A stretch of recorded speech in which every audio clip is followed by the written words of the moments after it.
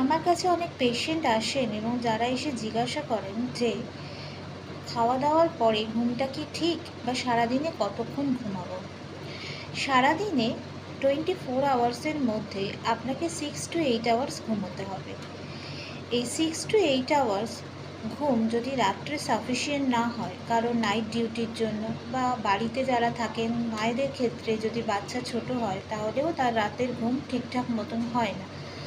তো সেক্ষেত্রে আপনি যদি দিনের যে কোনো সময় একটু ঘুমিয়ে নেন, যখনই আপনার ঘুম আসবে বা কাজ থাকবে না, বা দুপুরে খাওয়া দাওয়ার পরে, মানে খাওয়া দাওয়ার আধ ঘন্টা পরে 45 মিনিট থেকে 1 ঘন্টা ঘুমোন, এবং সেটা যদি আপনার 6 to 8 আওয়ার্স ঘুমের মধ্যে ইনক্লুড হয়, তাহলে আপনার বেলি ফ্যাট বাড়বে না, বা তার জন্য আপনার ওবেসিটি হবে না। আপনাকে মাথায় রাখতে হবে আমি 24 আওয়ার্সের মধ্যে 6 to 8 আওয়ার পিসফুলি ঘুমাবো।